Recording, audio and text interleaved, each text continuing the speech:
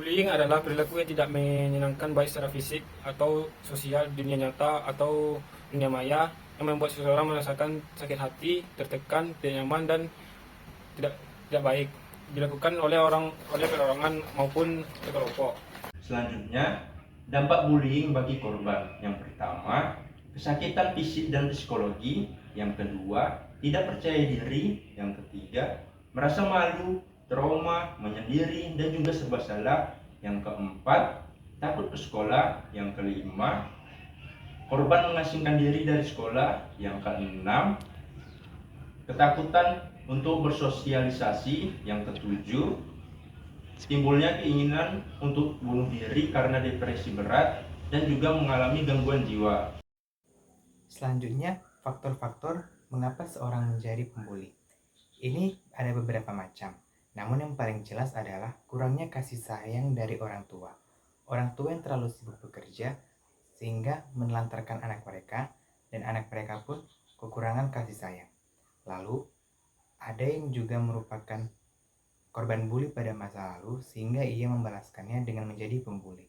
Kemudian ada kurangnya empati atau kurangnya edukasi dari orang tua atau orang sekitar. Nah, apa-apa saja sih jenis-jenis bullying itu? Jenis-jenis bullying ada dua. Yang pertama, fisik dan verbal. Fisik ini sangat mudah diidentifikasi, ditandai dengan adanya perilaku memukul, menjambak, menendang, dan kekerasan fisik lainnya. Lalu ada bullying verbal. Ini biasa dilontarkan dengan ejekan mengenai fisiknya. Nah, ada juga nih cyberbullying. Ini dilakukan di media sosial dengan menyebarkan komentar-komentar jelek.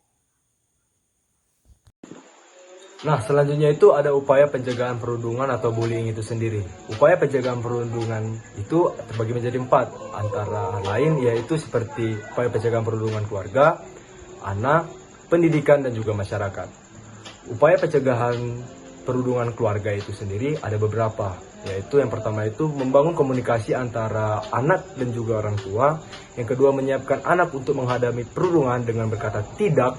Yang ketiga adalah memperkuat peran orang tua dalam mencegah perundungan baik di rumah maupun di sekolah. Dan yang terakhir itu adalah memberikan pengertian kepada pelaku perundungan untuk ikut mencegahnya.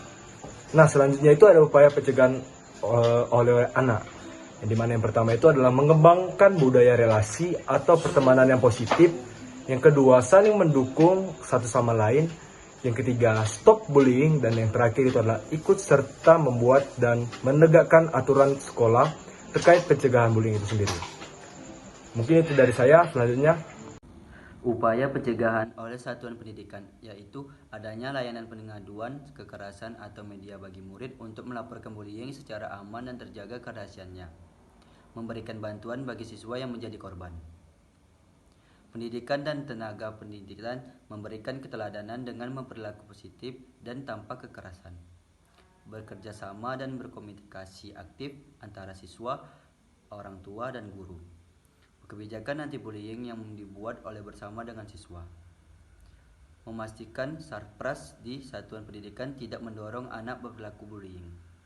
Program anti-bullying di satuan pendidikan yang melibatkan siswa, guru, orang tua, alumni, dan masyarakat atau lingkungan sekitar satuan pendidikan. Upaya pencegahan oleh masyarakat. 1. Mengembangkan perilaku peduli dengan prinsip kepentingan terbaik bagi anak, dan semua anak adalah anak kita yang harus dilindungi. Kedua, bekerjasama dengan satuan pendidikan untuk bersama-sama mengembangkan budaya anti kekerasan. Yang ketiga, bersama-sama dengan satuan pendidikan melakukan pengawasan terhadap kemungkinan munculnya praktik-praktik bullying di lingkungan sekitar satuan pendidikan. Yang keempat, bersama dengan satuan pendidikan memberikan bantuan pada siswa yang menjadi korban dengan melibatkan